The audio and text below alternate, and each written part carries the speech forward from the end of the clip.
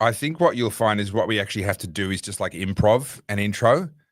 Like da da da da da da. It's the odd cast. It's the odd cast. I don't know. Help me Not out here, all, Carly.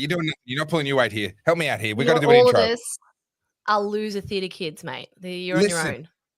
hey. I was a winner theatre kid. Thank you very much. Which might still be a Yeah, I'm loser sure you compared to were. everybody else. I was a winner theatre kid. I was way too cool to be a theatre kid. Way too cool. Listen. If you're not going to make the intro, I have to make one myself. It's just how this works. I have to just improv one. Improv theatre. Let's go. Start jazz hands. Yeah, jazz hands. You know what? I do love it when you're watching like a really good movie and then just randomly it breaks into song and everyone's just like, all right, we're doing like, what do they call it? Like a flash mob or something? We could do that. Yeah. I'd be down for a flash mob. Not Yeah, that type of flash mob. When it's done well, it's awesome. You know what I really want to do? I was actually working on a script for a little while. So because I'm a theatre kid, you've teased me. Now I'm going to use it against you. Seems like most political commentators are theatre kids. We love a bit of drama. It's what we do. So I was involved in a really amazing production of The Importance of Being Earnest. We were in the comedy festival 2 years running. We booked out the Chapel Off Chapel theatre. 2 years running, amazing director, amazing producer, and pulled together an incredible cast. And it was The Importance of Being Earnest. Are you familiar with it at all? The book. The book, the play, The Importance of Being Earnest. It's been turned into a movie, but the movie's rubbish. So Oscar Wilde is the author, and he was a pretty old guy for lots of different reasons, but amazing playwright. Now, the whole thing is based around this guy that lives a double life. And the double life in that era of England was split between London and the country. And out in the country, he is this very serious, mature, responsible landowner. And in the city, he goes and he just completely lives it up and he gambles and he drinks and he does whatever. But what he's done is in the city, he pretends that he's the younger brother that doesn't actually exist. So he racks up all these debts, and then the debt collectors come to the country house to collect on the debts because that's where his official address is. And he's like, oh, that's my younger brother, that horrible younger brother of mine. Well, I'll go and see about him, blah, blah, blah. And so he avoids responsibility in that way. And I thought, how do you modernize that? Like Bride and Prejudice, the movie Bride and Prejudice. Yeah. Wonderful modernization, like a wonderful readaptation. And I realized the genius of that is that societal hierarchy, the structure, which really the story does depend on for lots of reasons, it still exists in Indian culture. And so bring it into Indian culture, the story and the structure actually really works. And so I began to rewrite it where Bollywood. Well, it was split between Melbourne and somewhere in India. And so India was the equivalent of the country. That's where it was going to get renamed into being the importance of being Rajesh. And in India, he was the responsible, mature, land-owning, business-owning, all very respectable. And he would come to Melbourne to live it up with his Aussie mates that he met when he was in uni. And then the same story unfolds. It's the same exact story. And honestly, it would work so well. And I want to make enough money one day to be able to make that movie and not care about whether anyone ever watches it. Yeah, that's, that could be a passion project. And that's something you can do when everyone forgets about you and you can go and retire because no one's going to watch that. Probably no one except me, but I will thoroughly enjoy making it. Deaf Blackfella, great to see that you got the book. Thank you for your support. Thank you for buying. I just wanted to point this out. Pro Engineer, who watches us every week. This guy's a legend. Yeah. I love it when I don't know people's names, so I just have to call you your username. But yeah, tech team. That was me, the tech and creative person. That's where I hung out. Yeah, so that's cool. Are you drinking piss? Excuse me? I just watched an episode of South Park called The Streaming Wars, and I didn't realize you were getting on board. What is that? I didn't think I want to ask. I can see where you get that idea from. It's actually worse. What I'm drinking is actually worse. I've discovered that if you remove alcohol, caffeine, and dairy products from your diet, from your life, then you can lose the will to live. And once you've reached that point and you just completely don't care anymore, then you add this just to make your misery complete. This is Swedish bitters combined with walnut extract. What the It fuck? is extremely bitter, very unpleasant to drink. I am developing a taste for it, which is very, very concerning. I'm actually starting to like it now. But okay, I promise you won't laugh. Promise you won't tell anyone? It's our secret between you and me. Yeah. Yeah. Okay. It's an anti-parasitic cleanse thing that you can do that apparently over a period of a couple of months will sort of get any parasites, makes your body like hostile to parasites. And we all have parasites. Anyone that's ever eaten pork or patted a dog or whatever, we've all got parasites, right? And I'm like, you know what? I'm trying to figure out why I'm always so low energy. And I always have been. When I was skinny, when I was fat, when I was younger, I was already low energy. I've always been low energy. I'm like, why am I so low energy? So I'm desperate now. I'm just doing everything. And yeah, I'm down to the point of drinking piss. Fair enough. I've done a parasite cleanse before. I won't. I was going to be like really harsh, and then I was like, no, actually, I can get on board with this because taking your health seriously is very important, and I am very on board.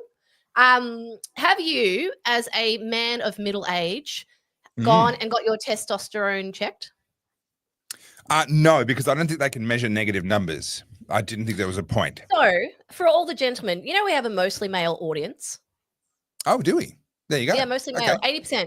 Well, that's as per the YouTube statistics of subscribed people. So our non-subscribers could be female, but gentlemen watching, if any of you ever watched an episode of Joe Rogan, you would have heard him talk about this too. But your testosterone is dropping as you age. That's just a natural part of your biology. But it can be responsible for so many things like lethargy, brain fog, and just overall sexual health. So that is something that a lot of men don't like going and getting sussed out. But a quick blood test will alert you to any deficiencies that you have. And then you can go on testosterone, it's basically HRT. But a lot of people look at this like, oh, I'm not doing that. That's bullshit. And it's like, it's not about being bullshit. It's not about admitting there's something wrong. It's about, do you want to live your life optimally? And this is what, I love all these biohackers to a degree. Brian Johnson's a bit too far for me. But anything that gives me that little bit of extra edge, I am keen to explore, keen to try, and that's why I got so deep into the CrossFit thing. I felt amazing. I did paleo for a while. I felt amazing. But, with the modern lives that we live now, you can get so wrapped up in your general, ho-hum of life that you forget and neglect those parts of yourself. So I'm not going to tease you. I think it's good. Wow. Doing that. Well, that's a compliment. I don't know what to say because I had a counter tease locked and loaded, ready to go. You feel uncomfortable because I'm being nice to you. You're like, wait for it. It's foreign territory. Let's be honest. This is not familiar ground. But I'm going to tease you anyway because you know how we talked about how we were going to start at 7:30 and not at 7? Have you looked at the graphic that you made and advertised tonight's show with? Oh, does it say 7 p.m.? It may be. Yeah, just a little bit. Yep. Yeah. That's what happens when you leave it to the dyslexic. She doesn't even notice these things. Now, we're going to come back to this question from Truth Oz because I genuinely actually don't know what this question is, but we're going to come back so we can find out. But before we do, I need to give someone credit up here because let's keep going. I'm scrolling. Here we go. Melissa, I owe you an apology. You suggested 7:30 and I jumped down your throat. Yeah. And then we started at 7:30. So well done you. Turns out sometimes sitting on the fence is actually the right solution. Melissa is also an OG. She's a massive supporter of both us. So thank you, Melissa, for always joining. Thank you, Melissa. Just back on that feeling good thing, I have got an issue with a migrant that comes into my property once a week who has bought a variation of what can only be described as the plague. And it feels suspiciously like the Albury variant. Do you know what I'm referring to? No idea at all, actually. And I'm a big supporter of migration, so I'm not really liking what I'm hearing, this sort of undertone that this migrant might bring anything negative. Obviously, they are enriching your life each and every time. Enriching it with fevers, hot sweats, muscle aches, and a snotty nose. You're framing this incorrectly. What this is they're providing you with a patch to update your immune system, right? They're just providing you with the latest information for your immune system to be able to learn and stay up to date. If you guys can't pick up what I'm putting down, Topher has made me sick and I'm livid. I am furious. Well, you reckon men are bad with the flu? You haven't seen a Carlz J Soda with the flu. I am pathetic and I hate being sick. Well, then I send my apologies to G, not to you. I send my apologies to G because he's the one who's really suffering here. Yeah. Do you know what though? This is a weird variant. What were we up to with COVID? It's the Frankenstein variant. Oh gosh, yeah, I don't even know anymore. I laughed when I saw that, but no, this is a weird bug. So I'm sick, but not sick enough to be like bedridden, which is very annoying because when I want to play it up and feel all pathetic, I'm not sick enough that you can just tell by looking at me. But I've got the muscle aches, I've got the fever, I've got the sweats, and I'm a little bit like congested. But I don't have a cough. I don't have anything respiratory. It's the weirdest thing. Like I'm sick, but I'm not. I don't understand it. See, that's the cruelty. That's the cleverness. It's the subtlety of it. Because if you're going to feel sick, you want to stick the thermometer in your mouth, preferably in your mouth, not the other one. You want to stick the thermometer in your mouth and you want to see a new high score. You want to see a number that you can shove in everyone else's faces and be like, see, I told you I was sick. And then if it comes out pretty much normal, you're like, I feel crap. And I don't even get bragging rights out of it. The best I can say is I feel like I'm on 1% battery. Like I'm just waiting for it to like go out. But this comment, I don't know what this means. Yeah, sorry, Truth Oz. You've super chatted us and everything, and we appreciate it. How do we get down as 302? Is that a reference? Is that a numerical reference to like a freedom of information type thing? Read the Papadopoulos meeting. You're across something that I genuinely am not across. I'm sorry, mate. I'm probably is this my Aleppo moment? Actually, that wouldn't be a reference that you would understand, Carly. Truth Oz probably does. So I don't know, mate. If you could ask us a follow-up question that helps us to decipher what that means, that would be much appreciated. FBI 302 he's just written. FBI 302. Okay, so it's some sort of a US. Is this the Obama stuff? Like the? It would have to be. Do you know what? I was in Sydney for the weekend. And I actually was meant to be there for the weekend. I came back early because I was crook and I felt terrible. But I decided to give myself like the weekend off the news cycle because I just was feeling a little bit black-pilled. And now that I've taken, like I haven't even looked at X today, if I'm honest. I've seen a little bit. I saw a lot about an affair and a Jumbotron and Coldplay. And that's about all I saw. Carly, you are missing out. You would have loved that story. It is everything you love. I couldn't avoid that story. That's what I mean. I went out of my way to not go on X and I still got that story and all the memes and stuff. But the reason I brought that up is like, I feel like most people can relate. I mean, Ricky Hammer's just written here, my health is suffering. I'm heading back down to Melbourne at the moment. You get to a point where life around you just feels really heavy. And I went to Sydney thinking, it's like a bit of a fresh pace. I got to tell you, Sydney ain't what it used to be. I was shocked by what I saw. Harsh truth, Australia ain't what it used to be. Yeah, very true. Sorry, just isn't. I want to say something, but I don't want to say it on a live podcast because I don't want someone to clip it. But I went to it was a photography conference, basically. It was like an expo. And have you ever found yourself in an environment where you feel like you're truly alien? Like it's the most weird dystopian feeling. I was there. I know I was awake, but I was looking around. I was like, I don't belong here. There's no one here that I feel I could connect with. And I've just felt really off. And I want to explain what I mean. Right now, because of this podcast with you, I'm so across what's happening politically. I'm so across like US politics, foreign policy, Australian policy. And as people know, like I'm new to this political commentary thing, but trying to digest all this information all at once and then having people telling me I'm an idiot at the same time, it's a lot. And I went into what should be like a fun environment for me. And all I could see was a bunch of people that were so detached from reality. Like they were so obsessed with content creation. Do you know what I mean? Like these are people who, how do I explain this without sounding like nasty? I'm not trying to be an asshole, but I'm going to use blunt words and forgive me if I sound like an asshole. Sure. I went in there and there was a whole bunch of people who call themselves photographers, but they're not photographers. And let me explain. They all had the equipment. They all had the camera. And there was a whole bunch of like different stations where they could go take photos. And they're all taking the exact same fucking photo. So we're creating clones of people who are just parroting stuff that they've seen. And I was there going, where's the interesting photo? What's the story? That's a photographer. A photographer is a visual storyteller. And I'm looking around going, what the fuck is going on? Like, my industry is being co-opted by zealots and sycophants who are just obsessed with chasing clicks and virality on social media and are completely devoid from meaning. And it's no different to how I feel about politics. Like, people are so disengaged and just following on this like conveyor belt of consumption that I just sat there looking around going, I don't belong here. This is weird.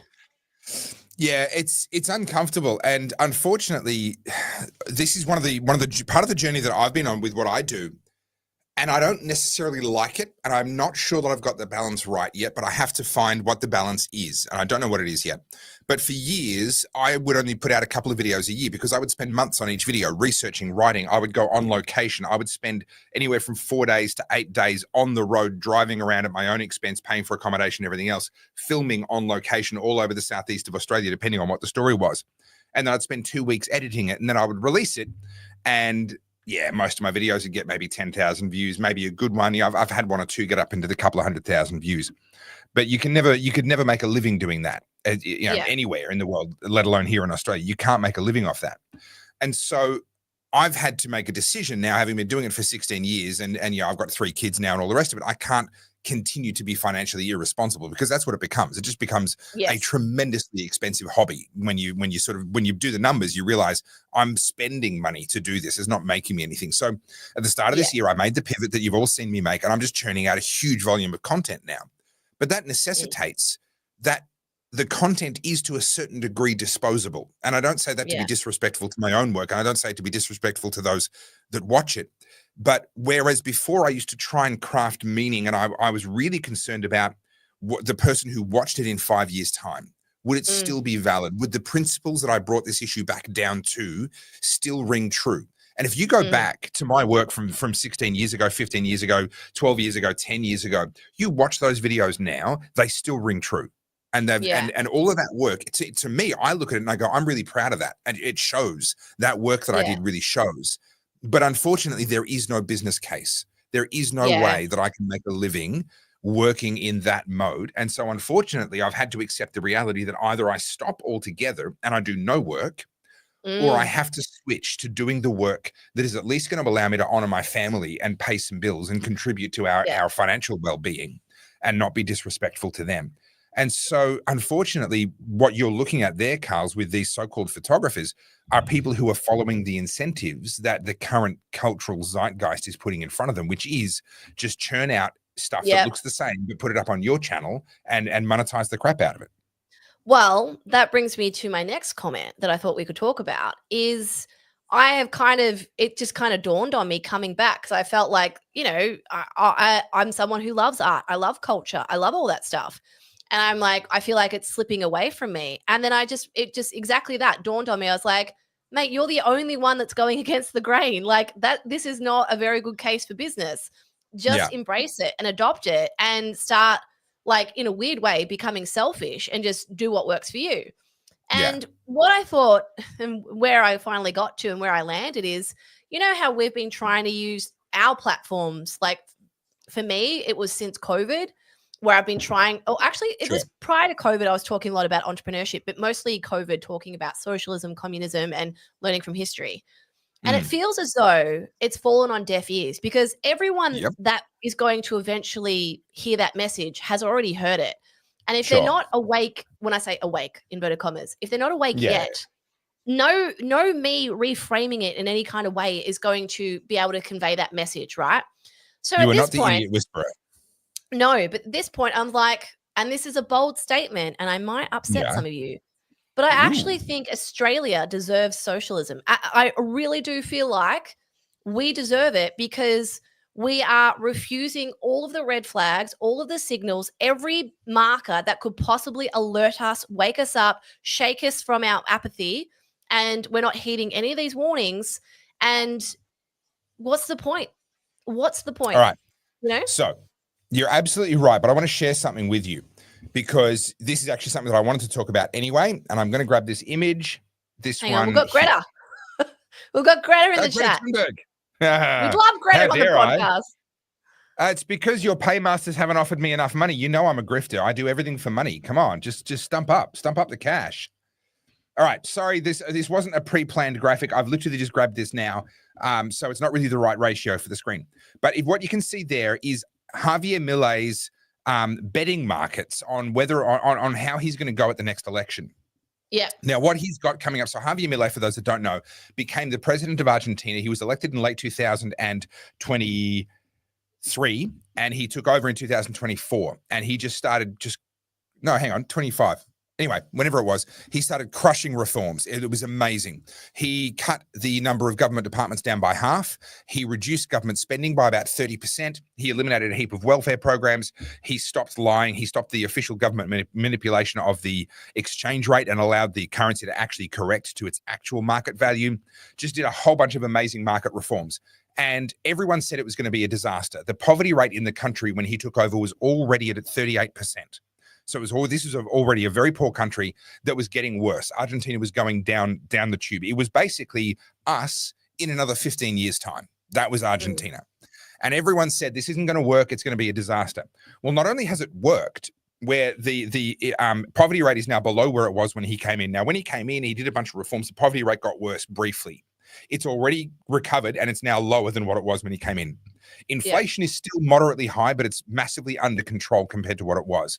The government's budget is balanced. They're no longer racking up more debt. They're no longer going deeper into debt, which means the country's credit rating is improving, and their cost of borrowing is getting lower, which means that their ability to service that debt gets cheaper, and this upward spiral is kicking in. The economy is growing massively because he massively deregulated. He just said, hey, if you want to do something, do it, and got a whole bunch of regulations out of the way. But there were a lot of protests because a lot of people, government people lost their jobs, about 70,000 of them, and them and their families were pissed. A bunch of welfare programs got cut and a bunch of people were pissed. And a lot of people said, this isn't going to last. Javier Milei is going to get thrown out.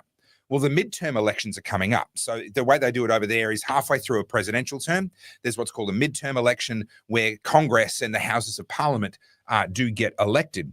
That's coming up. And right now, 81%, I can't even quite read my own numbers there. Something like 81% or 84% of people are planning to vote for Javier Milei and his party. Now, keep in mind, he was elected president, or his party, in Congress only got 14% of the vote 2 years ago. And he had massive pushback when he was first elected. Yep.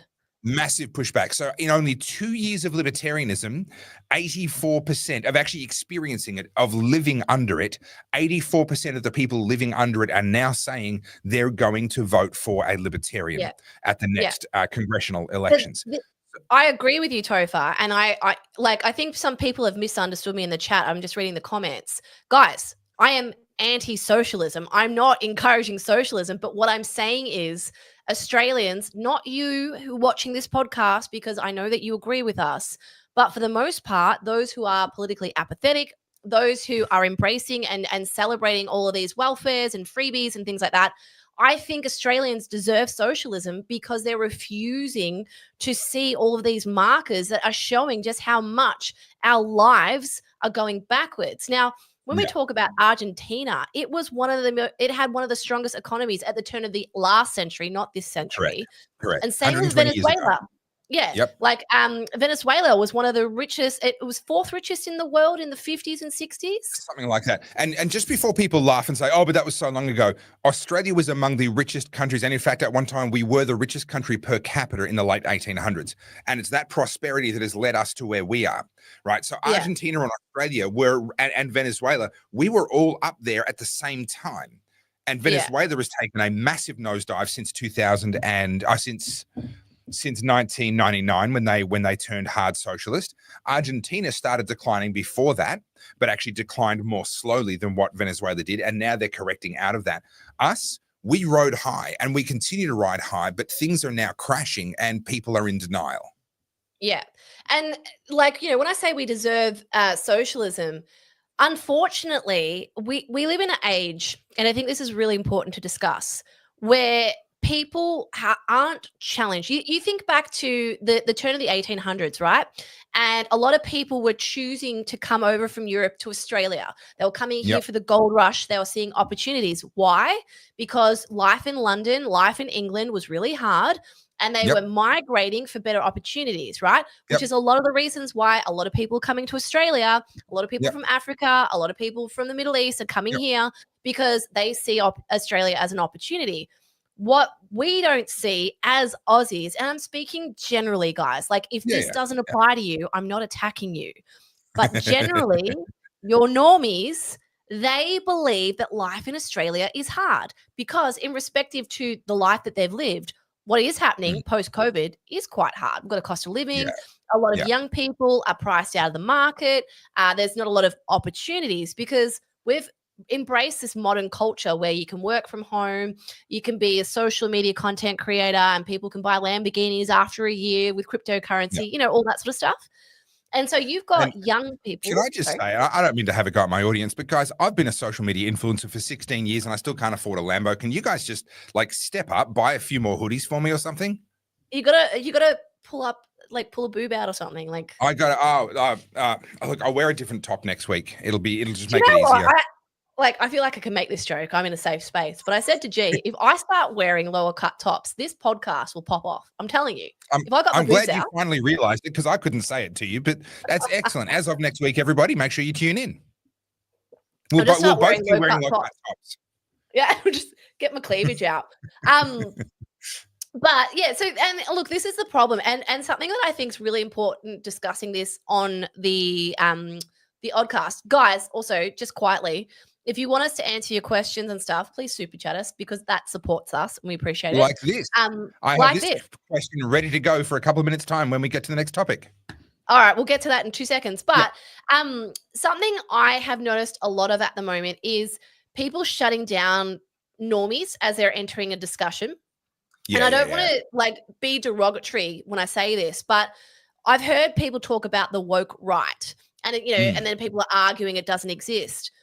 When I say the term woke right, what I'm referring to is people who are all or nothing ideologically. So, for example, have you read Dale Carnegie's How to Win Friends and Influence People? Sure. Yeah. Years ago, but yes. One of the best books. And it talks about how you persuade people, how you get people to adopt your thoughts. And it's done through empathy and gentle persuasion. But what I've noticed a lot of, like when I say normies, I mean people who are just, your average Joes, when they're starting to feel like, what's going on and starting to question, they come into these conversations like, say, the Oddcast, and they get shut down by people like, you don't know this. How can you not know this? And what do you mean you don't know that? I think the one that concerns me is when you see people who they're essentially purity testing. And what that does is it means that no one new can ever join. Whatever club you're in, if you apply a purity test with some super high bar, no one new can ever join your club, and you're going to turn everyone away. And this is something I used to talk about a lot when I would go around speaking at 832 gatherings and various other gatherings, which unfortunately I haven't done so much recently, but I really enjoyed it when I was doing it. And I would talk to them about the fact that in-person human connection is going to become more and more important as AI becomes more and more prevalent, and community, a sense of these are human beings that I know who they are and they know who I am. It's one thing to be, to follow the Oddcast, and we appreciate you guys that do. You know who we are, but for the most part, we don't really know who you guys are. And so that's not enough. You've got to have a community of human beings where it's actually mutual, where they know you as well as you knowing them. And the pursuit of that is going to be really, really important. And we need to be creating the communities that aren't insular, that aren't cliques. We create the in-person community that then welcomes the newbie, because they're going to come looking for that sometime soon. And they're not going to find it in very many places. And we need to be willing to offer it to them. But if we sit there going, oh, pure bloods.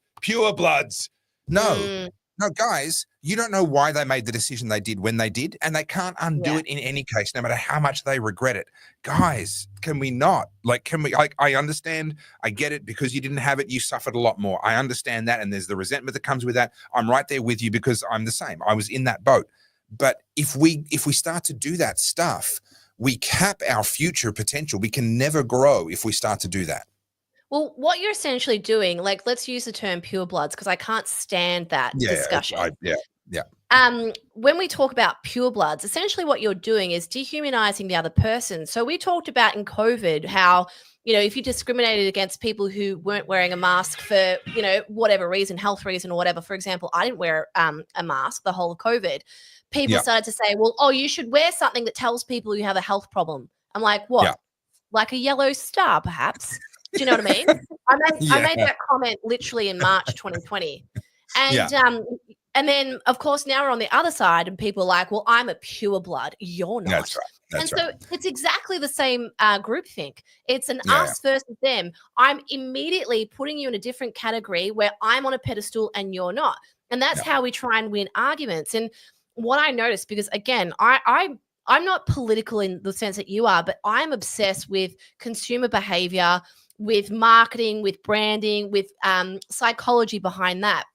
Sure. Which is why I probably pay so much attention to the comments. And I see this all the time. It doesn't matter what particular post it is or video. You watch people attack each other. And guys, if you don't want to see socialism in Australia, stop shutting people down as they're starting to enter the conversation. Like, for example, and I know I've brought this up 100 times, and I'm not trying to have a crack. I'm just giving an illustration. Topher has been doing this for 16 years. Great. Awesome. I've been doing it for 6 months, and you're judging me by his standards and his experience. And so if I'm not operating on no one could possibly, I'm talking. Shut up. No one could possibly compete with the awesomeness that is me. I mean, Carly has accepted an impossible challenge. Just be nice to her, guys. I will kick you out of this chat and dominate it if you don't shut up. Well, listen, no. I'm going to give you 30 more seconds on this because you've been harping on it for a while. I'm going to get back to the point I was going to make about the whole Millet thing.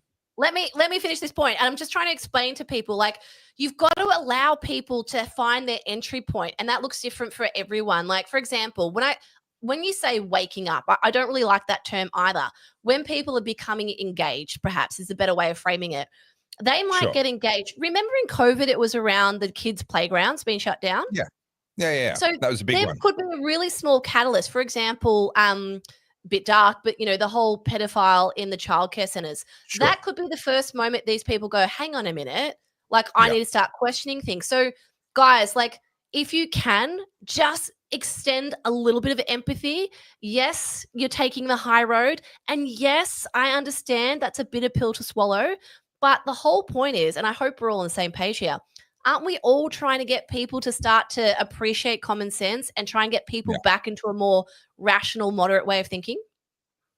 All right. I agree. And in fact, that was literally the closing of today's video that I put up, which I'm sure you haven't watched yet. No, is that tomorrow's video? Yeah. Today's video is my China one. Tomorrow's video, which is all about the research that's come out around mRNA damaging the optic nerves and damaging people's eyes. I make exactly that point at the end of that. But I want to come back to the reason I brought up Javier Millet, because you were just saying, Australia's, it's, maybe we need to have some socialism, experience that. There's a lot of people in the comments agreeing with you. And, that accelerationist sort of point of view that we can't rebuild until we have a complete collapse. So let's just hurry up and have the collapse. What Javier Millet does, though, is he proves that once that moment happens, that magical moment where people really do taste freedom, once that happens, the change can be radical and it can be huge. Yes. And what he proves, I love the fact that information about Millet's come out the same day that a new news poll has come out showing that the Liberal Party in Australia, their federal primary is down to 29%, which is, it's not the lowest that it's ever been, but it's pretty abysmal. It's worse than it was at the election. And putting Susan Ley into the role as leader of the party, the presumptive future prime minister of Australia, the leader of the opposition, that was supposed to win over a bunch of these middle of the road voters. It was yet another effort on the part of the Liberal Party to try and play to these imaginary people that if they just get a little bit more like the lefties, then these people will suddenly magically like them. It's this fantasy that they've had for ages that they can win by appealing to people who are never going to vote for them no matter what they do. And I just sit there and I go, at what point are they going to look at Reform UK and the popularity they're having? Now, they've got some structural issues. They've grown from nothing to a huge party and they've got a bunch of idiots in the mix and they're having, personality clashes and all kinds of stuff. It's going to be messy, yes. Bottom line is they are massively popular. Why? Why is Javier Millet massively popular? I mean, numbers that would be the envy of any other world leader right now. Why is that happening? Well, because they're actually offering a real alternative rather than pandering.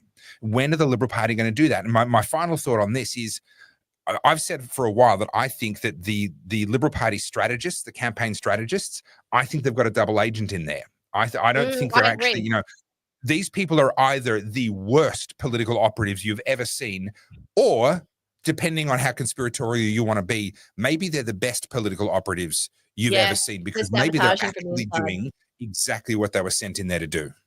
Can I bring up a point? I know you love Millet, and so do we. Actually, we have adopted like a fuera. That is a saying in this household. But I want to use the example of my mate, Nayib Bukele, right? Yes. And I know I brought him up before, but for example, in El Salvador, it was the homicide capital of the world. I won't reiterate what we've talked about before, but I find it really interesting now that people who aren't like citizens of El Salvador now trying to weigh in on the human rights breaches of the criminal, having not spent a single day under the under the terrorism of MS-13 and what's the other, like all those horrible gangs that young people are indoctrinated into because it's their only way to survive. Nayib has come in and he won the last election in a landslide. It was like 80%, some crazy number. And now you've got people, and unfortunately they are often the progressive left, the people who, have the bleeding hearts, starting to start advocating for the criminals and saying it's barbaric what he's doing. How is it barbaric? You can't speak to this. You didn't live there. And that's what I'm saying. I think when it comes to socialism in Australia, again, I don't want it here, but I feel like we need it. I think it has to happen. I disagree that we can't speak to something that we haven't necessarily lived, but I think we do have to be careful when we do that. I think. What we're seeing from the progressive left in America is the same people that try to make out every time a black person dies at the hands of police, that person instantly becomes an angel. We've seen a little bit of that here as well. You've talked about this with the crime wave down in Victoria, kids stealing cars, doing home invasions, doing carjackings, crash a car and die. All of a sudden, their family's coming out going, "Oh, he was such an angel." No, he wasn't. This is nonsense. And what we're seeing with a lot of these people that were arrested and imprisoned is this attempt on the part of particularly the progressive left to try and, because they want to try and tear down Nayib and paint him as some sort of a Hitler-esque sort of figure. They're trying to make angels out of these people that were really genuinely horrible people. I am, however, on the record with concerns about the human rights issues.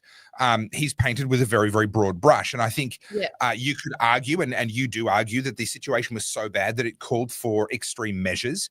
And I would say, I'm not convinced, but if we're going to accept that line of argument, for the purposes of the debate, let's accept that line of argument.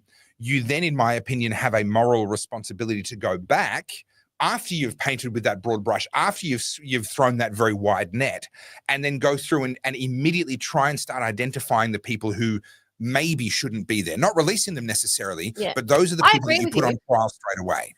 I would agree with that. And I know we've talked about this before, and I'd be curious to see what you guys think in the comments. But I agree with that. I think when the problem is so bad, you need to have sweeping reform, because someone needs to just like get in there and start fixing it. And then you can go back and correct. And I would agree with you in that. And I do believe Nayib is doing a bunch of that. I know he's putting, I follow this really closely, but he's got them working. So they're working for a salary in the jails. They're learning textiles. They're learning trades. I think that's fantastic. And I think that's excellent. And like just on the crime thing, and even though I was a victim of crime here in Victoria, I do have empathy for these little shits. Now, I can be mad that things happened. And, hang on, we got to get that on a t-shirt. I have empathy for these little shits. That is the ultimate Carlz right there. And this is why I get accused of being a leftist all the time. Like, I couldn't be anything further from a leftist. But what I'm saying, and this is the point I keep trying to to get across, is that I vehemently hate progressive left politics. I vehemently disagree with communism and socialism. But the best way to win an argument is to be able to argue as if you were your opponent. And so when I look at what's going on with youth crime, all right, let's look at these young kids who have got nothing to be hopeful for. When we look at the young ones, right? Like, I was having this conversation with another person today about why so many young women are tending to lean progressive left. And they're like, oh, they're idiots, they're morons. And I've already seen a few of those comments in here, like all lefties are imbeciles. Okay, well, how many people do you think you're swaying to our side of politics if that's the way you want to approach it? The position you take, yeah. All right. Like, I'm not trying. Sorry, go.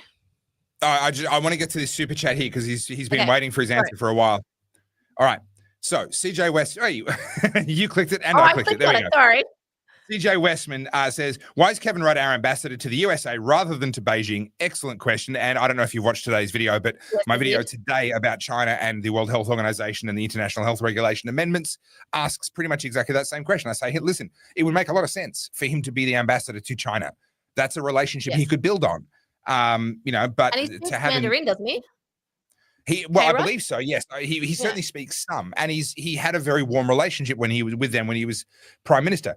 And he goes on to make a really good point here, though. There's no way this lot can be so incompetent. If they were incompetent, they'd occasionally make a mistake in Australia's benefit. All right, and what he's saying is that all their mistakes, all of the incompetence, is always to our detriment. And he's not wrong. This can only be malice. I don't think it's malice per se. I think it's ideology, and fundamentally, they are anti-Western. They are anti-Australian. They are self-hating. And so making decisions... Sorry, you go. I was going to say, well, I would go one further. I'm saying, like, this is like the Communist Manifesto, like, making its way into Australian politics. Like, they're looking after their comrades. Those at the top eat the best food.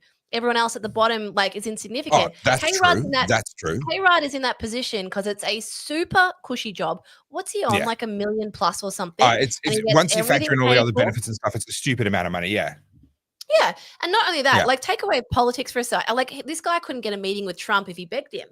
But think of the leverage that K-Rudd is getting with a lot of big US donors. Think of the money he's able to channel into his own supporters. Yeah. That's why K-Rudd's there. What he'll be doing right now is schmoozing with Democrats so that no matter who the Democratic nominee for the next presidential run is, he'll already have the inside running with them. He's literally planning. He's just there biding his time, planning for a life post-Trump. But I want to come at it slightly differently to what you've done there. There's a very simple psychological trap that pretty much all humans fall into, myself included at times. And it's what's known as a false binary. It's most obvious in environmentalism. So I'm going to use that example and then bring it back to what we're talking about here in foreign policy. The false binary is this. Someone says, well, I care about the environment. I want to get good environmental outcomes. Okay, fantastic. So they become an environmentalist. But they discover very quickly that measuring environmental outcomes is actually very difficult. There's a lot of uncertainty. You need a lot of time. You need a lot of data, which means you need a lot of money to go out in there and get all that data. And then the results can be inconclusive. Actually measuring a good environmental outcome is a lot of work. You know what's easier is creating a bad economic outcome. So what they do is they create a false binary. They say, well, if something is good for the environment, then it has to be bad for the economy because we're the problem, we're the virus, you see. So we're causing all these problems. So if something's good for the economy, it has to be bad for the environment. If something's good for the environment, well, it must be bad for the economy. And therefore, if measuring positive environmental outcomes is really difficult, what if we just destroy the economy instead? Because that's going to have the same effect. And so they create a false binary and then they do the thing that's easy, which is usually destroying. Destroying is always easier than creating. And so what we have when it comes to something like foreign policy is these people have accepted this false idea that imperialism, Western culture is the problem, right? We are the bad guys of history because we're white, and especially if you're male. And therefore, we need to build everybody else up. But building everybody else up is hard because that comes down to what they do and how they live and the decisions they make. So if we just tear ourselves down, then surely isn't that the same thing? And they've created that false binary. And so then they simply pursue that ideology. And so for them, leaving us defenseless from a defense point of view, lacking energy insecurity, unaffordable electricity that strips us of our manufacturing and resources, well, not so much resources, but strips us of our manufacturing and a lot of our value added and all of our tech, regulating us out of existence and back into the Stone Age. All of that is simply a continuation of this idea that, hey, we can't lift the others up, so we're just going to tear ourselves down. Yeah, but that's the problem. When you present yourself as a hammer, everything looks like a nail. And I think that's kind of what the whole leftist kind of ideology is. You know, they don't know how to create. And I know we talk about this from a government standpoint. Governments can't create. They just redistribute or they tax. Like, our Australian way of life and the lucky country that people have called us for so long was built on the back of hardworking Aussies. A lot of people who, like I said, came here for a better opportunity, gold rush, farming, all those quintessential Aussie things that happened at the turn of last century. And then we were able to have this like beautiful, prosperous country that will linger long in the mind after it's ceased to exist. And a lot of people, I saw Melissa wrote something here before, a lot of Aussies still think it's the 1980s here because they themselves haven't been touched by it yet. Whereas the reason that a lot of the more progressive ideas have been adopted by the young ones is, firstly, they are indoctrinated. These kids have been brought up on climate catastrophe. They're being told that there's no future for them, that they can't have a house, Got some good news on that front. The Institute of Public Affairs have just had one of their lead authors, who is a psychologist, has done a study and has put forward a report that has been sent to all the relevant psychological and psychiatric bodies in Australia, demonstrating that climate alarmism in our schools and high schools is causing genuine distress and existential dread to children whose minds are not yet developed enough to be able to weigh these things up. Now, this has been known for some time. This isn't news, but finally it's being pushed into the respectable circles, and it's been presented to them in a format that they cannot simply dismiss. This will now have to actually be looked at. And I'm not saying it's going to change anything. I'm trying to get a story. I'm trying to get an interview with the author of that particular report right now. I'll let you know how I go with that. But this is going to force the psychiatric and psychological institutions to have to actually look at this for long enough to then try and explain why they're dismissing it, which is a step forward from where we've been. Because honestly, a lot of what's being done to kids now in the name of environmentalism is just outright child abuse.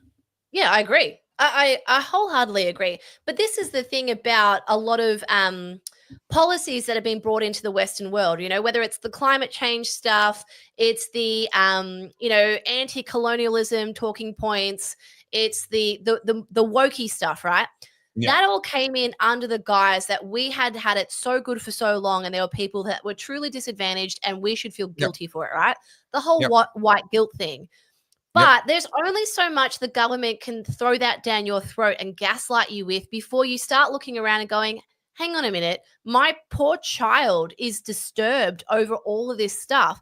They're questioning their gender. They want to be trans. Like, they're miserable. They're on all these antidepressants or anti-anxieties. I was reading this really interesting paper 2 days ago about taxonomies and also how we're pathologizing every basic human intrinsic part of our personality. And this is what Gen Z is doing. So things that are relatively normal things that we do, like different isms that we have, like different eccentricity, can't say that word. Eccentricities. That's the word I was trying to get out. Just like all these little quirks that we have that are part of our personality. Like the inability to pronounce eccentricity. Fucking oath. My tongue was just like blah, blah, blah, blah.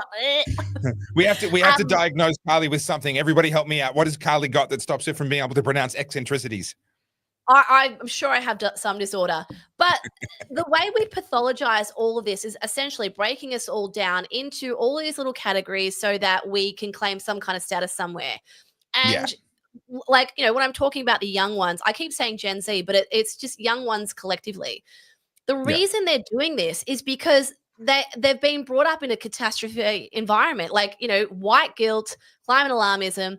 And so these kids are permanently in a state of fight or flight.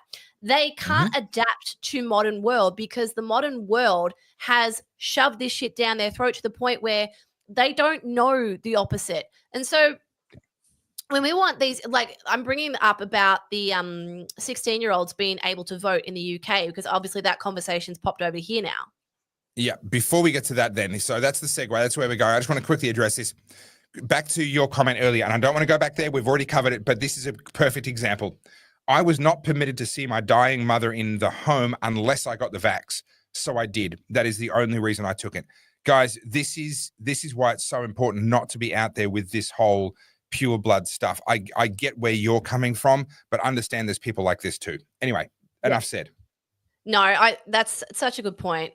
And again, like, guys, if I can make one recommendation to you guys, please go and read Dale Carnegie's How to Win Friends and Influence People. It's an old book, like, but great.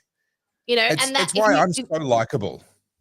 It's likable. Who told you that, mate? I did. I told me that.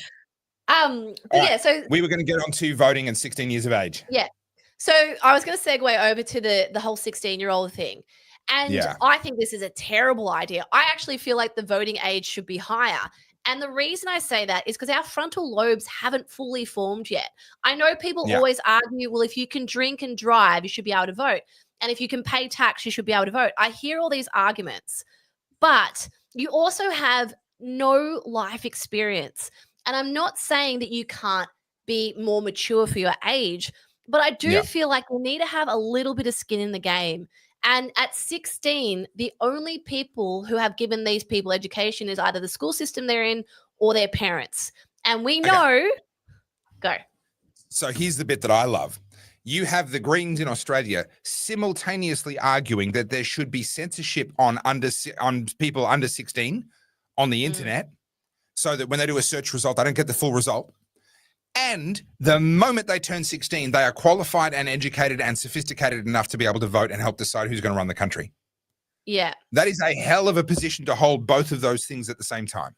So we want you to vote, but we don't want you to have all the information or have a full picture to be able to form your opinion. We don't want you to actually have any idea what's going on. Yeah. But again, this all just comes down to, like, I think I told you, I'm rereading 1984. Yep. That's relevant to this comment we've got right here. Yeah. That, like, if you guys haven't read it recently, or if you've never read it, go get the audiobook or something. The movie's terrible, but, you know, go listen to the book. Stephen Fry reads the audiobook, so he makes it a little bit more entertaining. But all this newspeak, right, like misinformation, disinformation, these are words that didn't exist 5 years ago. And now people peddle them out like as if they're the only adjectives that we have. Part of the vocabulary. Yep. Yeah. Yep.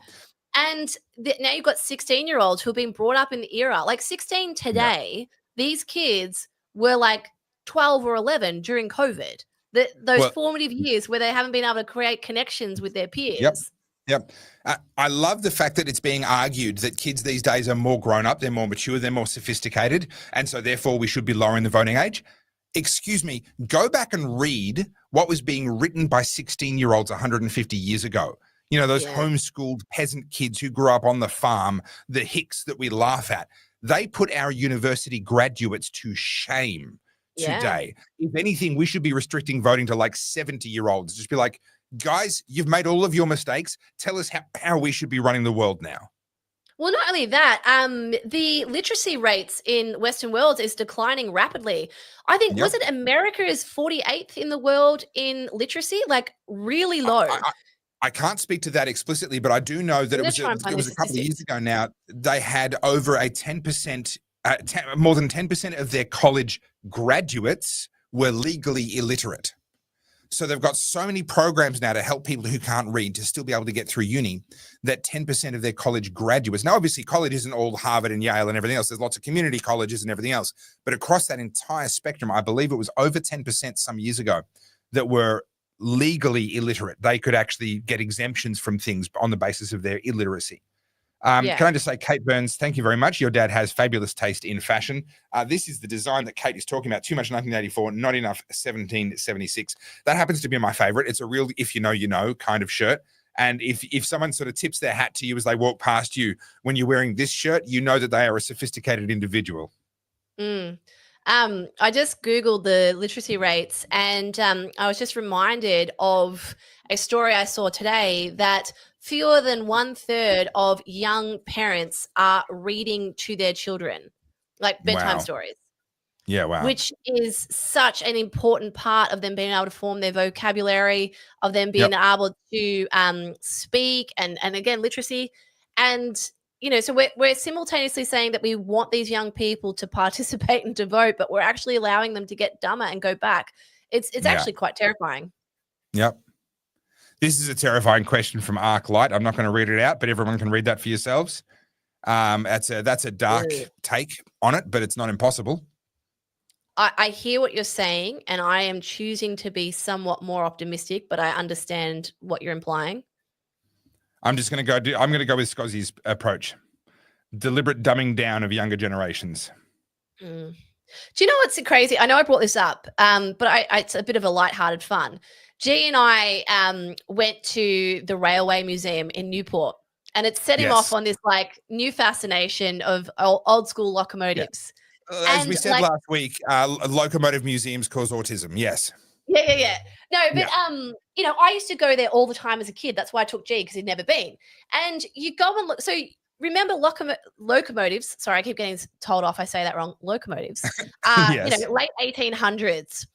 How exceptionally advanced that technology is, and I think the trap a lot of people fall into is our ancestors. You know, anyone that's older than our grandparents were somewhat dumber or somewhat less experienced because they didn't have, you know, a TV or an iPad or access to the internet. They didn't have the internet. They couldn't have known anything.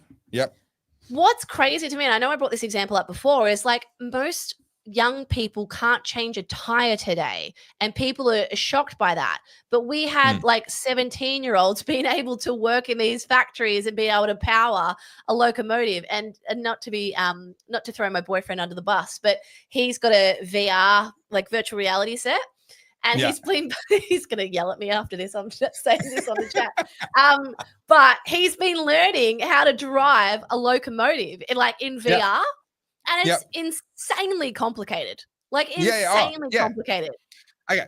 So I know someone who volunteered on the Puffing Billy train line for decades and worked his way up from like cleaning the thing to then eventually he was shoveling the coal, and then to actually qualify as a driver they have to study a book, and this is a serious, like this is actual serious study. This is I'm not I don't have a doctorate, but I'm going to say this is up there with doctoral thesis levels of time and commitment of energy. And we've got a fan, you know who you are. I'm not going to say your name just in case you don't want to be outed, but I've got a fan who often follows my stuff.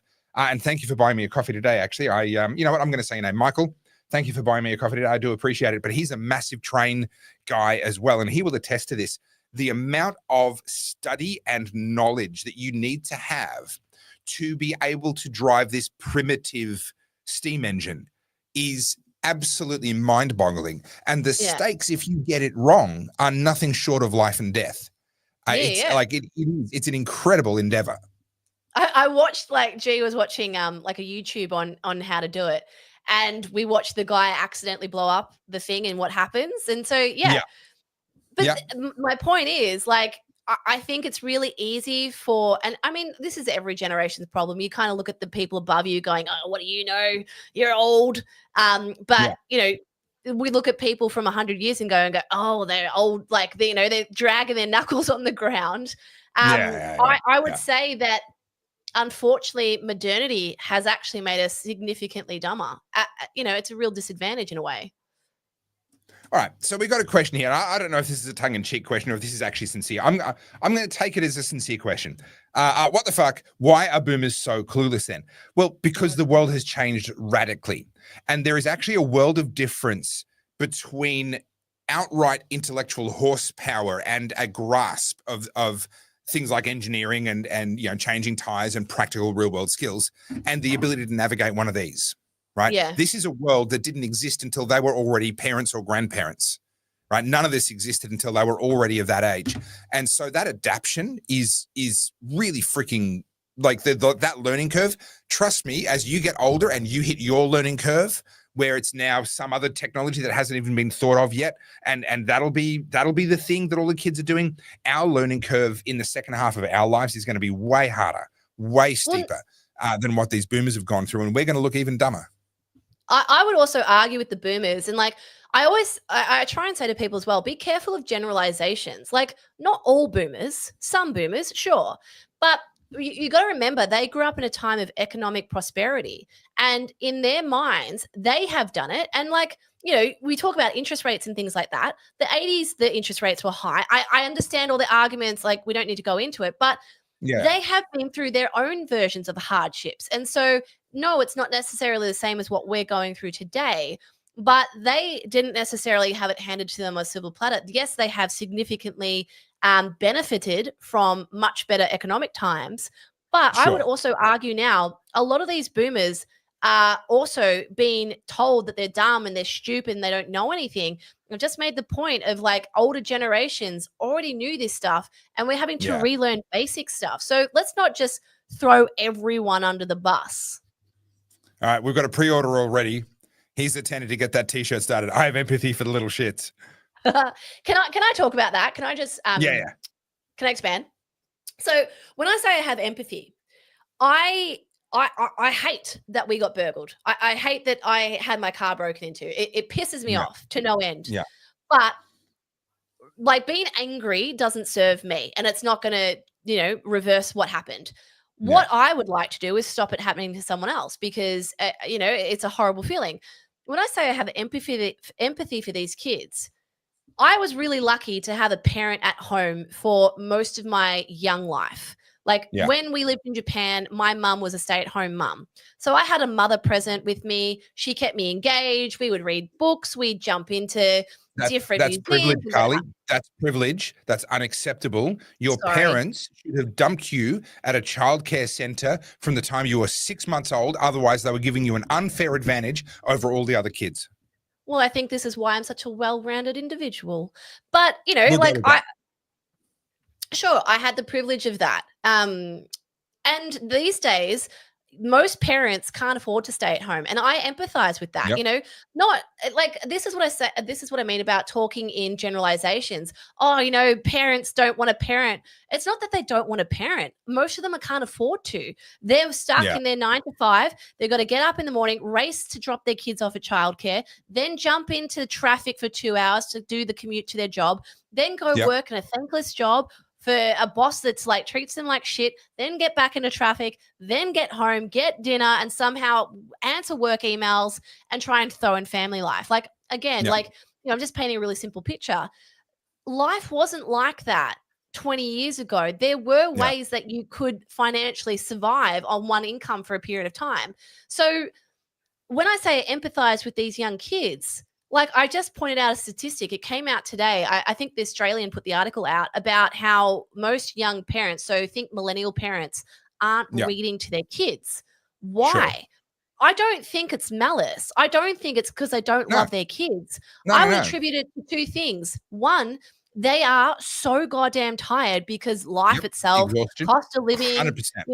All those things. 100%. And then the other thing is, you've got kids who are they've got nowhere to channel their energy. So these kids are probably running around full of all these hormones and all this energy that they're not able to get out because kids can't even be fucking kids anymore.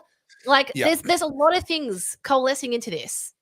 Yeah. And we are definitely, we're treating kids like caged animals now. And then we wonder why they try and break out of the cage. And we wonder why they have supposedly ADHD. Well, I have some good news for you. If you were wondering after all that train talk whether our audience was just full of people with autism, I've got some good news. We've proved conclusively that they don't because they can't count. Duncan says press 1 for no reason and then goes to set the example and press 1. Straya didn't get the memo, got it mixed up, so he starts counting upwards. Unsound engineer just completely destroys the whole concept of whatever's going on. Now no one knows what to do and no one has posted on that topic since. So the good news is if they were actually autistic, if our audience was made up of autistic spectrum people, we would have already counted to infinity and we would know the precise number of pi down to the infinitieth decimal point. But we don't, so that's good. That's great. Just thought I'd share that with you. That seemed important to really bring out from our audience. I'm glad we clarified that. I really do see this, and which is why I brought up before about a lack of willing to understand the other side of the argument. Like I got into this discussion before about, like I said, females leaning progressive left, and no one wants to ask why. Why would women lean progressive left? It's there's answers there. I'm not going to go through it now, and we can have this discussion if you want. But I find it really interesting how unwilling people are to accept that there might be a reason that person felt aligned with that. Not to say that they're right or wrong, but again, if you want to encourage people to open up their thinking and embrace common sense, you got to be willing to meet them where they are. There is also some really deep fundamental psychological, emotional differences between men and women and what we want. And studies have been done on this. There's plenty of studies. This isn't sexist to say, as a cohort, men are more likely to accept more risk in return for the possibility of more reward. And as a cohort, women are less likely to do so. They're more likely to settle for what they have. They're a little bit more risk averse, and they're going to look at what they've got and say, well, I don't want to risk losing that. Whereas men will be more likely to take that risk. And that then translates into responding to two very different kind of promises from politicians. The "I will set you free to pursue your own destiny" promise as a cohort is going to appeal to more men than it does to women. There's plenty of exceptions across the board. Of course there are, but as a cohort, it is. Why do women tend to vote progressive left? Well, I'm sorry, because their biology, their psychology dictates for many of them that they are going to find those promises of "we'll look after you" very appealing, much more so than the majority of their male counterparts. And so the argument could be made that once the franchise was extended to women, that a progression towards the left, at least relative to what had happened up to that point, was inevitable. I'm not suggesting that we should disenfranchise women, but I do think we need to have a genuine conversation about whether people who are not, or at least have not been, net taxpayers should be allowed to decide how money gets spent. Because ultimately what we're doing when we elect a government is we're saying we're gonna pick you people, and you people are going to decide how much we get taxed and where that money gets spent and how it gets used. That's fundamentally one of the primary functions of government. And I would suggest that a really positive reform, impossible under the current climate, but a really positive reform, rather than lowering the age to 16 and having a whole bunch more hangers on with no clue how the world works, joining the ranks of voters, let's actually restrict voting to people who either are in the current financial year or have been in their lives, or we'd set some parameters around it to say, unless you're a contributor, you don't get to say, unless you're putting money into the government treasury, you don't get a say in how that money gets spent. And at that point, you're going to see a very different voting block, and the incentives of politics will change radically in terms of the kinds of promises that gain votes. I agree with you. I agree with that wholeheartedly. But I just wanted to comment on this from Hell's Bells. I'm a woman and I have no idea why some women vote progressive left. Well, this is what I'm saying. These are the conversations that we need to have, rather than going, oh, they're all lunatics and they're all imbeciles. I can tell you why, and it's feminism. And the reason that feminism has gone so far is because, you know, when we were around the suffrages and women couldn't get bank accounts and women had to have a man with them and all these sorts of things, like, feminism served its purpose, and it was great. It was great to see reforms and have women be able to vote and have women be able to open their own bank accounts and have financial independence. These were all great things. But like all pendulums, it swung too far, and now we have Clementine Ford. Now, this is something that I try and get people to understand. How does Andrew Tate exist? How does Clementine Ford exist? They're both two sides of the same coin. They are the fringe. They are the far example of these movements on either side. Well, Clementine Ford speaks to people who are feeling either unseen or disadvantaged. And I can tell you now, like, I'm not a feminist by any stretch. Do I appreciate the suffrage movement? Yeah. Do I like that I can have my own bank account? Yeah. Yeah, I do. But having said that, feminism also promised women that you could be a girl boss and that you could be a CEO and then have your kids and that you'll find a man. And so a lot of these women are now in the find out period of feminism. So what, like, I'm kind of speaking about this in generalized terms, but Topher, feel free to interrupt me or interject. Sure. Yeah. But feminism up until a certain point was great because of what it afforded us. But what has happened now, we're now in what they call it either third wave or fourth wave. I can't remember. We're into the beginnings of fourth wave feminism, which is essentially actually the cancellation of women. Women don't exist anymore. Correct, which is why, you know, the whole trans men or trans women in women's spaces, whatever. Yeah. But essentially what you've got now is, I'm going to say mostly millennials, like, again, generalizing, but millennial women who were brought up on the you can do anything, you can have it all, you can be a girl boss. But now millennial women who maybe are financially successful and able to stand on their own 2 feet are trying to find a man who is more successful than them, because they're not going to go, they're not going to date downwards. And so now what they're finding is there aren't that many men for them to choose from, because they've gone higher up the hierarchy. And as we all know, like with every hierarchy, there's less people at the top. So these women are now entering their late 30s, their 40s, and unable to find a mate. And so now they're resentful of men because men can always date down. Men are okay to date a 20-year-old that doesn't have financial independence. It doesn't even have to be someone way younger. It might be someone our age, but we don't feel the need for them to already be at our social status, whereas women do. But it actually gets so much darker than that for the women that are caught in this trap. And it's a lot of women. Once you become successful as a woman, and if you continue to insist on dating up, so he still has to earn more than you, then what you're actually doing is what you bring to the table is the thing that that man needs the least. A really financially successful man, the thing that is least valuable that you can bring to him is your own financial success. The thing that is most valuable that you can bring to him is being a really good homemaker and making a fabulous apple pie and being lots of fun in the sack. That's what you can bring to his life that he doesn't already have. If you're sitting there going, but I'm super successful, so I've already got that. I don't need that from you. And so these women are discovering not only is their dating pool incredibly small, it's filled with people that don't value the thing that they've worked all their life to be able to offer. And that's why I was going to make my point of they're so invested in this feminism that they have no choice but to double down, which is why they lean harder into the progressive ideology, because now they're resentful. Now they're recognizing that there aren't the men that they thought there would be. They're getting too late to have children, and they're realizing that the money or the girl bossy stuff isn't quite fulfilling them. So doesn't now keep them warm at night. They have to project somewhere because, as we know, most people find it really difficult to cultivate self-awareness. So now you've got someone like Clementine Ford, for example, who's saying all men are shit and men are bastards, blah, blah, blah, whatever whatever Clementine Ford whatever says. she's on about now, And women are like, I don't need a man. I can have a baby on my own. I can do all this on my own. Oh, sure, you can, but you're not going to have a great time. And I actually sent Topher a photo. I won't do it here because I'm not about disparaging how people look. But I sent Topher a photo today and I was like, mate, if that's what progressive does to you, I don't want a bar of it because it's starting to show on her face. But for example, in the last US election. Sorry. I had to, so much goes across my desk every single day. I'd actually forgotten, but yes, you're right. If that's what it does to you, then no.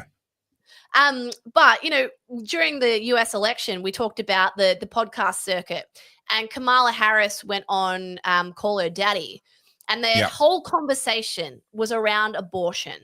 So again, just for those who have just entered the chat and are thinking I'm some fucking woke leftist, I hate it. I find it repugnant. What I'm saying is I'm trying to understand how they got here so that I'm able to be a little bit more gentle in my conversations with them, because that's how you kind of get people to sort of embrace this. But when I hated watching that podcast. Did you watch it?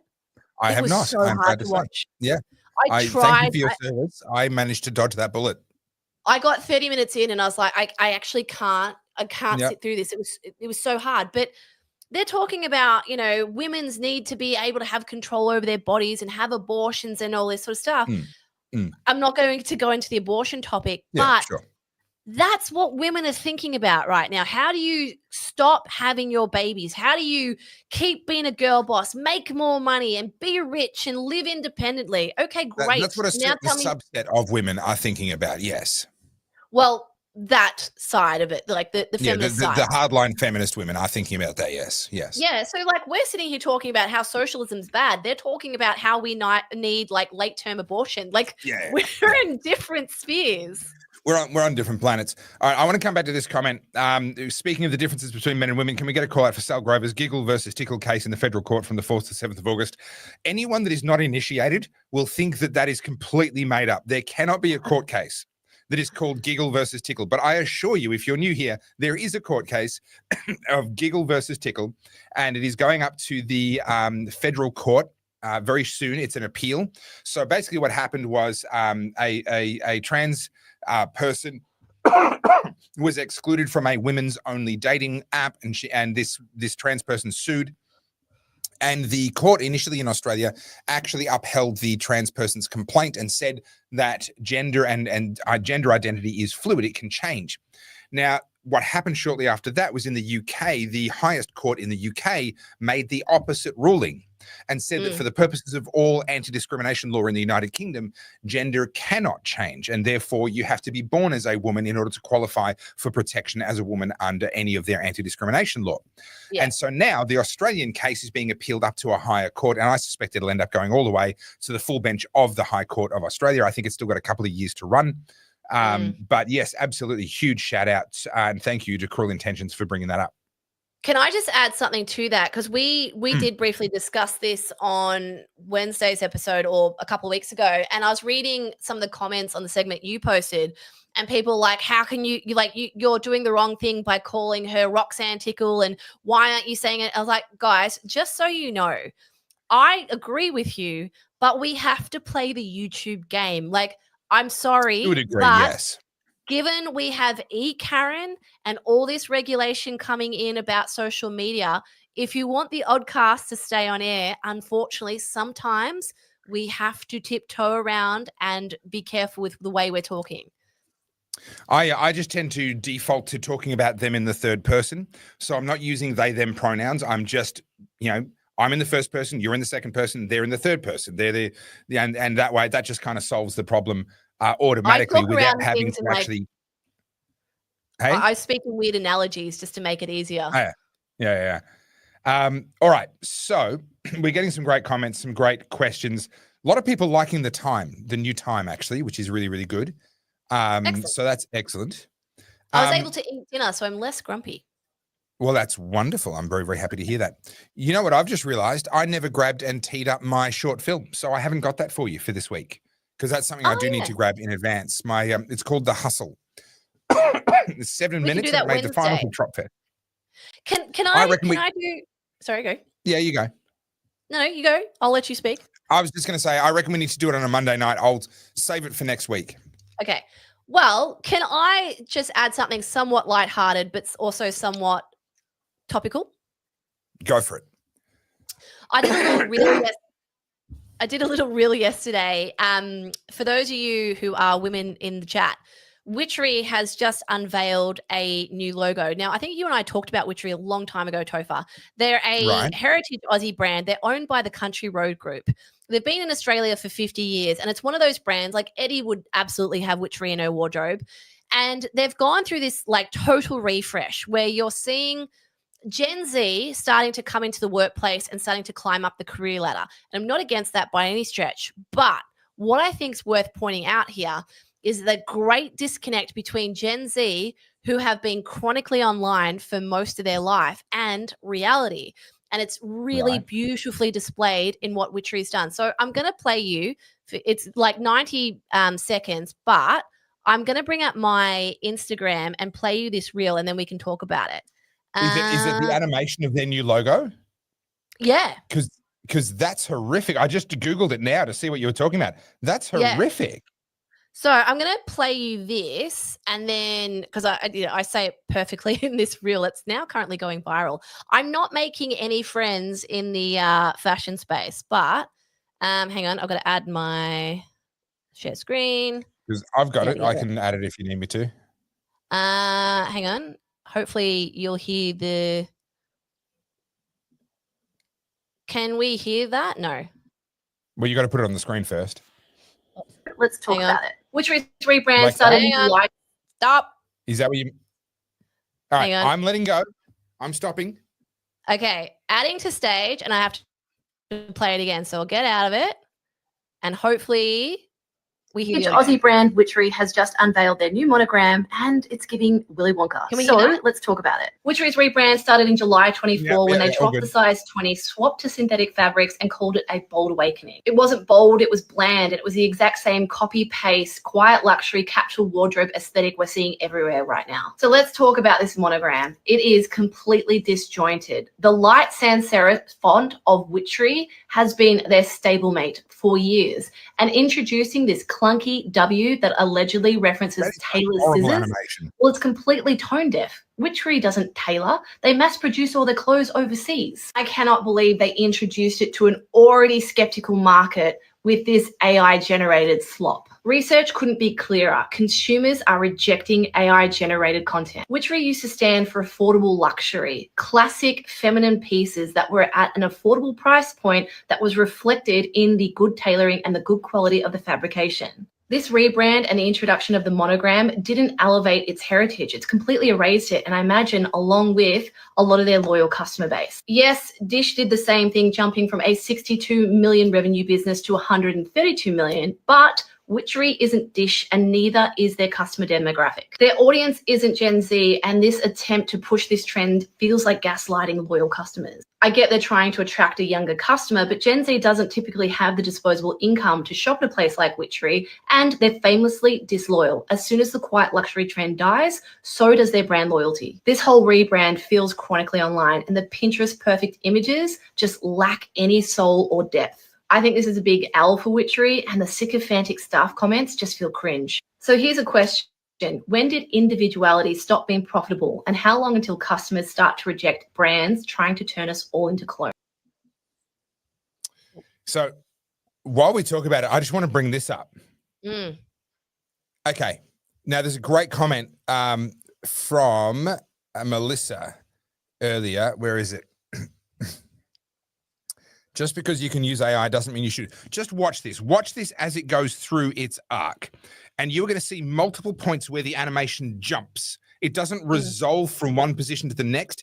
It jerks and jumps. Oh, there we go. You see that? That wasn't like, okay. This is exactly what you talk about though, Carly. Just because you've got AI, you've got the tools, you've got the animation software, doesn't make you the artist or the photographer or what have you. This is someone who has all the gear and no idea. They had a nice, fancy animation software suite and no freaking idea how to tell a story or do anything even visually coherent with it. It's actually worse than that, Topher. Someone in their marketing team thought, hey, I can use Midjourney. I can do this really quick prompt, and they've put that out there. Now, this is someone, whoever, like, there's so many chains of command that was able to approve this, but this is something that you would use in the initial sketch phase. Oh, I've got this cool idea. Let's, like, AI is great for conceptual stuff. Like, can we do this? What should have happened then is this goes to a 3D render artist, someone that can use Blender, who develops it and builds that out. But firstly, like, animation aside, everything about this is wrong. But this brings back my point. People argue that we're smarter with all this technology. I cannot find a better example to prove how much we are regressing. There's so many things wrong with this logo for starters. Like, apart from the jumping, it's not even cohesive, the way it blends and folds and shapes, because AI doesn't stand visual representation. So watch here, watch as it turns on itself. Now, if this was real, it would have to come closer to you because it couldn't turn on itself because AI doesn't understand depth. Watch it. Yeah. It just like weirdly is able to move. Yeah. So that's all wrong. It's all wrong. But this is what I mean. Like, you can push this shit. Like, someone in the marketing team, like, this is amazing. Look what we're doing. This is what I mean about gaslighting. You go and read all the comments. This has been rejected by their audience. No one likes this, apart from the sycophantic staff members who had to go and give some emojis. But I think this is a really good way of looking at what's going on with the way things are moving with AI. Consumers are rejecting it just because it's there. It's not going to have the adaptation I think everyone's expecting it to. And even in the last 2.5 years of ChatGPT being so prolific, you can see how poorly people are using it. They're using it to replace themselves, whereas AI is great for a friend who can speed line that initial conceptual phase. Iteration, conceptualizing, researching, that sort of stuff, fantastic. Finished product, not even close. Now, I'm going to give you a free kick on this comment, Carly. This is Truth Oz, who we got a comment from him earlier, or her earlier. All my girls wear White Fox. Why? Yep. Carly, tell us, because White Fox is a brand that has worked. Yeah. Well, for starters, TikTok and influencer marketing, you know, we talked before about just coalescing to this social media content creation phase. And there's a lot of brands who have done this incredibly well. Bondi Sands, we've talked about them before. They sold out at 400 million. White Fox is a good example. Dish, brilliant example. I brought it up in that reel. These guys are able to jump on that trend and ride that wave. The issue is sustainability. So if you're smart, you'll jump on this trend, ride it out, and jump out at the peak. Then the problem is with a lot of people when it comes to business is greed. I'm going to keep growing this till it's $1 billion company. Whereas people who see the wave are able to exit out. It's like the guy that started Culture Kings. He exited at 600 million. Culture Kings is declining. Why is it declining? Because hip hop culture is declining. Like all of these trends. And the problem with social media and particularly TikTok is they're all micro trends. You have to be on it the day it comes out. For example, the Coldplay meme, right? I wasn't even on socials when that came out, but people today are still making memes about that. It's old news, guys. It's done. You look like a Luddite if you're now still like referencing that. This is the problem. So people like White Fox, not so much Dish, they're a bit different, but they're able to see these micro trends, jump on them prolifically the second they happen, and they know exactly when to exit. And that's how you survive this kind of like volatile retail market right now. All right, I've just got to get something here. Forgive me. Oops, no, hang on, it's not going to work. Forgive me. It's a typical thing where I can't actually do this the way I want to. Come on, get over there. I'm going to share a compliment. I will take this compliment. Thank you. Well, I'm struggling with technology. What are you trying to do? I'm trying to get rid of this, stop screen, and then share a new screen, share a screen, and share this one. So for those who don't know what the Coldplay meme is, I'm just going to culturally You really want to talk about this, don't you? I'm just going to culturally educate you here. I just need to flick back to it so it plays.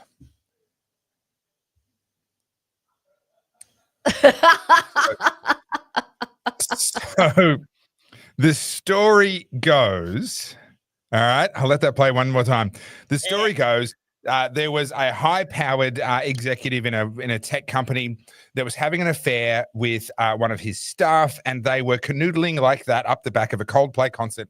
And the kiss cam came onto them, and their faces were all of a sudden all over the stadium. And it's, as usual, it's not the crime that gets you, it's the cover-up. Their reaction told everybody that they were clearly not wanting to be on camera. If they had just played it cool, there's every chance no one would ever have watched it and recognized who was on that camera. But because of how they reacted, everyone, the world had a look, and it's not good. It's blown up. Their careers and relationships are over. And now apparently Donald Trump has been caught with Hillary Clinton, and that was totally not AI. How prolific the memes got to was just absolutely out of control. Like I've never seen I've seen viral moments, but that was unprecedented. But I wanted to touch on this comment from Deaf Blackfella because I actually have some great news, and I think we mentioned it last week. YouTube has now come out saying that they will not do AdSense or revenue share with AI generated content, meaning if it's not a real person doing the voiceovers and it's not predominantly real people in the videos, it won't be able to be monetized, so just to sort of put people's minds at ease around the AI thing, and for those who don't know, this is literally what my master's thesis is on. The technology is there, but it's a little bit like the mini disc. Just because we invented it doesn't mean it's going to be mass adaptation. I definitely see some places where we'll be like, yes, AI is here to stay. But when it comes to human connection and content and entertainment, we are seeing it being rejected across the board. We're seeing it being rejected by big companies like YouTube, and YouTube's creator program is huge. Like, I don't know if you guys know this, but YouTube takes 60%. So there's an incentive to keep people on the YouTube platform. They don't really want to piss off me and Topher. This is, but this is also, they are a company that takes the long view. They are a company that has survived all of the other disruptors that have tried to take them out. And they've done that by staying on the leading edge. They don't lean back like Kodak did and get taken out by the digital camera. So what this means is that they're teams of people who are dedicated to trying to forecast where the future is going. They are sitting there saying the money in the future is not in AI-generated content. They're not doing this just to protect their current revenue model right now. They would find a different way to do that if that was all this was about. What this says to me, a little bit like when Volvo, they were the first car company to pivot to openly woke and progressive ads. They supported all the gay and lesbian parades, blah, blah, blah. Back in the 70s or even the 60s, they started doing that. They saw the trend, they jumped on it. What have they started doing in the last 5 years? Family-friendly advertising. They've dropped all of the progressive stuff because they didn't go progressive because they were a progressive company. They went progressive because they had the most advanced and far-sighted market research that told them that's where the market was going. And guess what? They were right. Now their market research is clearly telling them to get back to family values, and their advertising is reflecting that. YouTube are not refusing to monetize AI because it's convenient for them right now. It's because their research is telling them there is no money in this in the future. And they're absolutely right, because if it's all AI computer generated, it is commoditized to the point that there is no differentiation. It is the human being that creates the differentiation. You and I, Carly, for as long as we're able to talk and able to do this sort of stuff, you and I will always be in demand. Oh, well, I just wanted to touch on this comment here. Weird how AI is taking all the creative jobs first. Guess I'm safer in manufacturing than I realized.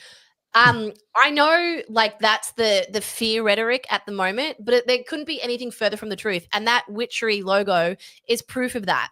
Just because it exists and people see it as like a fun little novelty, that's not going to persist, because look at the backlash they're getting. So we'll probably bring this up on the podcast because I know we're going to wrap up soon, but there was another fashion brand. I'll have to research which one it was. I think it was a Toi, who used AI generated model images to showcase their new range. It wasn't clothing as it should fall on the body. It was AI generated clothing, and their entire customer base just blew up over it.